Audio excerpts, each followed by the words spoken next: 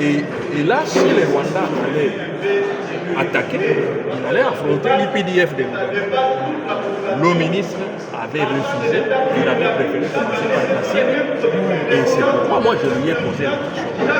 Il obéit aux ordres de Paul Kagame ou il obéit aux ordres de Kinshasa? Comme il sera désormais fait chaque mercredi de la semaine à la Chambre basse du Parlement, la plénière du mercredi 13 novembre 2024 a été consacrée aux travaux de contrôle parlementaire à travers le traitement de cette question orale avec débat adressée à 3 membres du gouvernement, dont 3 au vice-premier ministre, ministre du Plan et coordination de l'aide au développement, Hélène Yambo Mbouizia, 3 autres au ministre d'État, ministre des Infrastructures et de Travaux publics, Alexis Gisaro Mouvoni, et une dernière au ministre de Mines, Kizito Pakapomba. Avant d'entamer le débat, le speaker de la Chambre basse du Parlement a précisé que le contrôle parlementaire n'a pas pour objectif de déchoir un ministre, mais plutôt de l'inviter à éclairer la lanterne publique sur une question donnée de la gestion faite par son ministère. Je voudrais, avant d'entrer en matière, préciser que cet exercice, contrairement à la rumeur, aux réseaux sociaux, aux coups de fil reçus à gauche à droite, ne vise à faire partir aucun membre du gouvernement. C'est un contrôle parlementaire fixé à l'article 188 de notre règlement intérieur. Cet exercice, au contraire, va permettre non seulement aux députés qui ont posé des questions d'être éclairés, mais aussi aux autres membres de l'Assemblée nationale d'être pleinement informés des soucis soulevés par les députés nationaux. Face à la représentation nationale, le ministre du Plan et coordination de l'aide au développement, Hélène Yambo, venu répondre aux 3 questions orales avec débat, lui adressées par le député national Patrick Omunyomo, Andoulou Nzongo Vincent et Freddy Bondekele Iliki au sujet du taux d'exécution financière et physique du projet de développement de 145 territoires dans les zones victimes de conflits armés, cas du Massissi et dans les provinces de la Mongala et du Maïndombe. Je tiens d'abord à féliciter le président de l'Assemblée, le nôtre, avec son bureau bien sûr, pour avoir programmé nos questions orales avec débat sans complaisance. Quels sont les critères de sélection des agences d'exécution AEL en sigle? Pouvez-vous présenter les tableaux synthèse de décaissement du PDL 145 territoires selon les prévisions? Quid de l'exécution du PDL 145 territoires dans les zones victimes de conflits armés, à l'exemple des territoires de Massissi et Rutshuru? Pouvez-vous indiquer à la représentation nationale les taux d'exécution du programme de développement de 145 territoires par province et par territoire? Subsidiairement, pouvez-vous expliquer à la représentation nationale les mécanismes de mise en œuvre de ces programmes de développement de 145 territoires dans sa phase 1? Comment explique-t-il que les ouvrages soient encore à ce jour inachevés, soit non construits, bref, non livrables à la population? Est-ce un problème de financement ou de détournement des fonds? Quel est le niveau d'exécution du PDL 145 territoires en RDC, plus particulièrement dans la province de la Mongala? Pendant plus ou moins 2 ans et demi, combien d'infrastructures scolaires, sanitaires et bâtiments administratifs prévus, à savoir 13 pour Bongandanga, 10 pour Lissala et 8 pour les territoires de Bumba, ont été réalisés et remis aux bénéficiaires. Dans sa réponse, le ministre en charge du plan a évoqué un taux d'exécution financière de 58,49% contre un taux d'exécution physique de 32,48% sur tous les chantiers de la République qui comptent déjà 518 écoles construites sur le 1198 prévus et 59 bâtiments administratifs érigés sur le 145 prévus.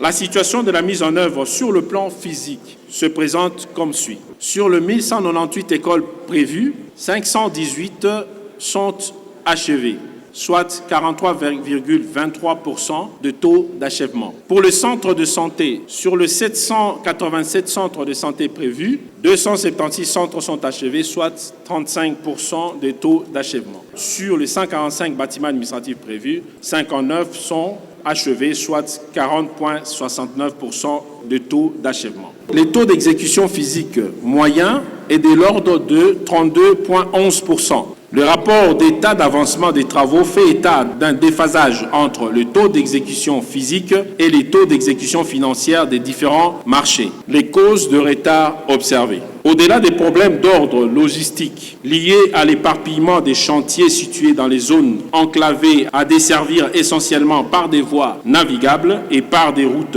impraticables, cette situation s'est traduite par un retard dans l'exécution des travaux qui fait suite à un déficit managérial dans le chef des entreprises. Concernant maintenant la province du Nord Kivu, les deux territoires sont occupés par les forces négatives du M23, comme vous le savez. Parmi les raisons du retard constaté dans l'exécution de travaux du PDL 145 territoires, le ministre Guilan Yembo a évoqué en premier lieu le début tardif de travaux intervenus en 2023, alors que le lancement réel du PDL 145T a eu lieu en 2021. Il a évoqué ensuite la situation sécuritaire précaire dans certains territoires ainsi que le vol de matériaux destinés à ces travaux.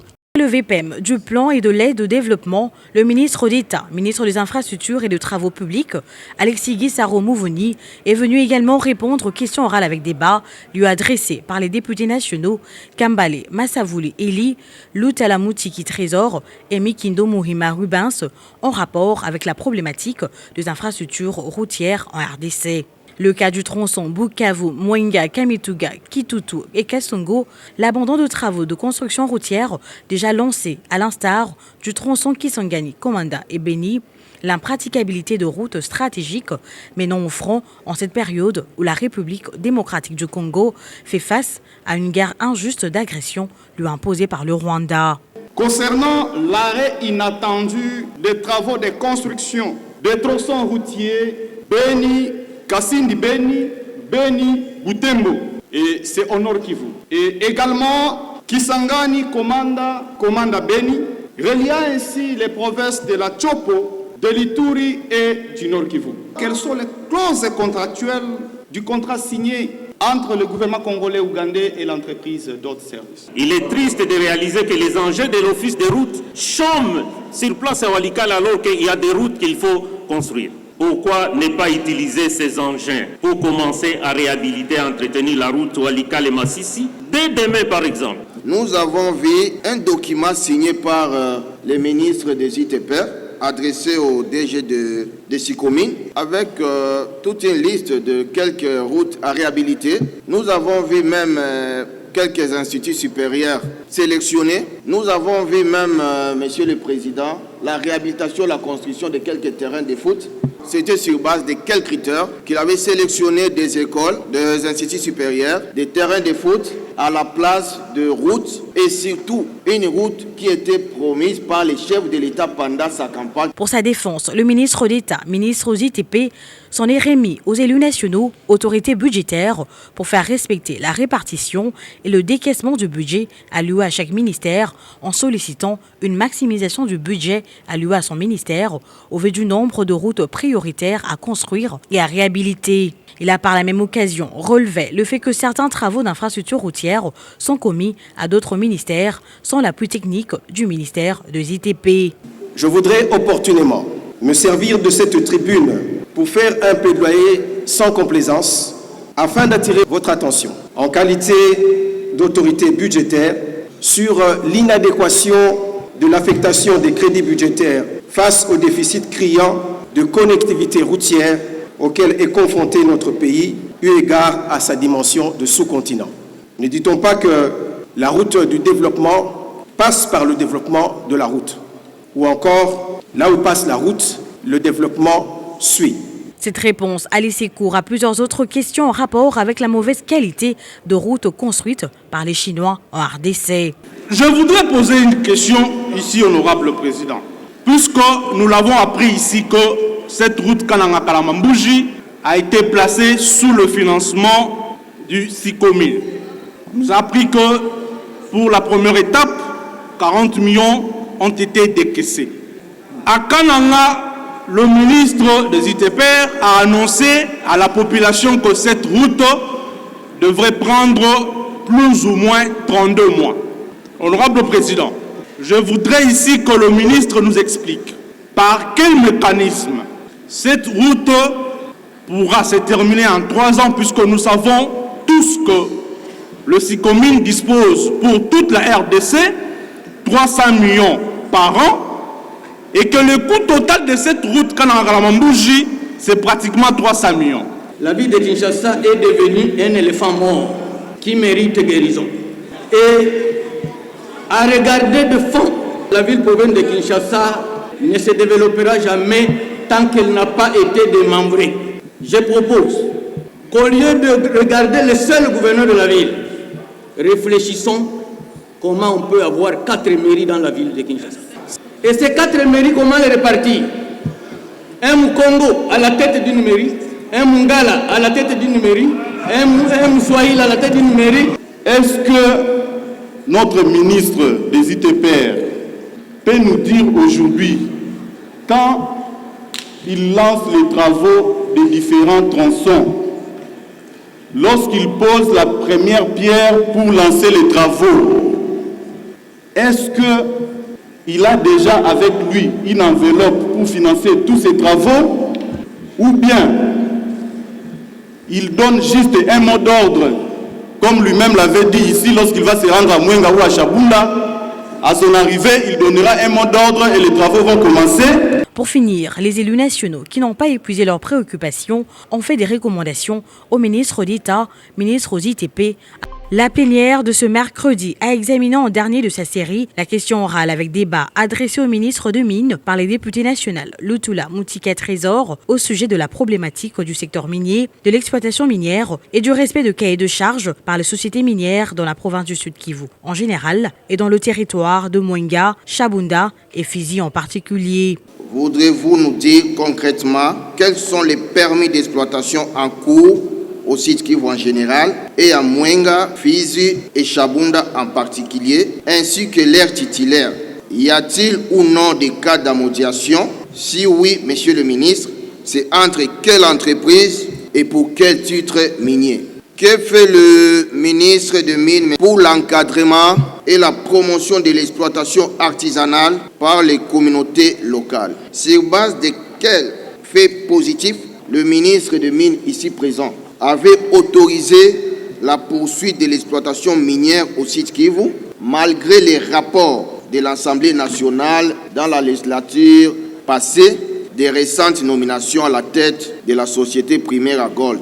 Que pense le ministre de Mines de la violation des articles 110 du Code minier par la suite de la superposition des permis de recherche de RATERS sur les zones d'exploitation 479 et 498 en territoire des Fizi? Le ministre de Mines, Kizito Pakapomba, a étalé aux députés nationaux les difficultés rencontrées dans ce secteur capable d'améliorer les conditions de vie de population, mais qui fait malheureusement face à la violation de l'ordre établi, la prolifération d'exploitations illégales par les sociétés étrangères, les intimidations de services de l'administration minière par les forces de l'ordre commis à la protection de carrés et périmètres miniers. L'exploitation minière dans le sud Kivu, en particulier dans les territoires susmentionnés, devait être une source importante de revenus pour le pays, mais malheureusement, elle présente également des défis considérables, notamment en matière de régulation, de sécurité et de respect des normes environnementales et sociales.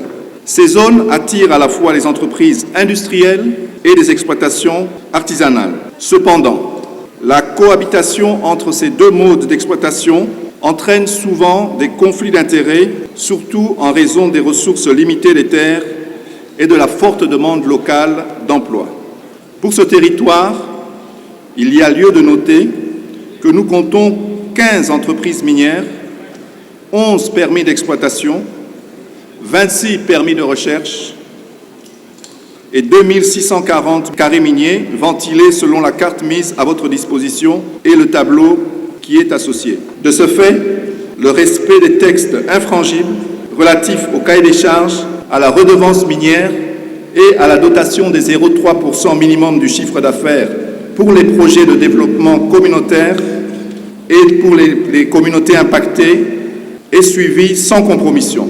Marqué par toutes ces révélations aux allures invraisemblables, le président Vital Kamerhe a plaidé pour le retour de la police de mines en lieu et place de forces de l'ordre et pour la tenue des états généraux des mines. Il a en outre témoigné son soutien aux patrons de mines pour le retrait de certificats aux exploitants illégaux. Mais ce qu'on vient de nous décrire ici, la présence des Chinois dans tous les sites, la présence même des Somaliens. Quand vous quittez Bunia, vous allez à Kisangani par route, vous allez être scandalisé. Même des stations d'essence pirates tenus par des étrangers. Mais malheureusement, sous la protection des éléments et de la garde républicaine et des forces armées de la République démocratique du Congo et de la police. Dans le Haut-Katanga, Lualaba, là, c'est devenu carrément la règle. Il y a même des généraux qui donnent des autorisations d'accéder dans les sites miniers. Comment voulez-vous que ça avance? Tout le monde regarde le président de la République. Non, nous tous, nous avons chacun, à un niveau donné, une responsabilité. On doit remettre de l'ordre, et l'ordre commence par la refondation de l'État. C'est pas normal.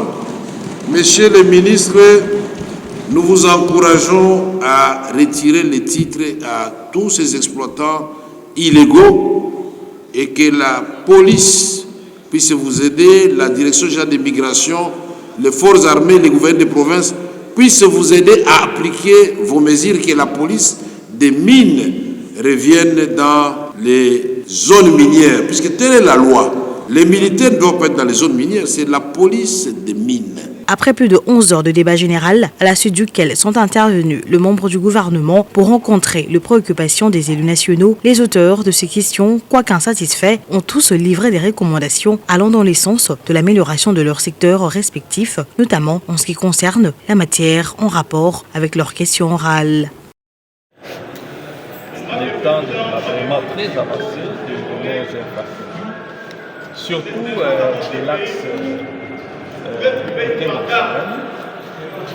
il y a 3 ans, on faisait 2 heures pour aller à Kisangani. Depuis 2 heures jusqu'à Kisangani.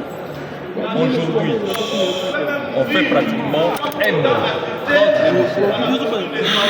Et c'est là que je demandais au ministre de donner son bilan, le ministère des infrastructures, parce qu'il a le rôle de concevoir, le rôle de construire et de développer les infrastructures.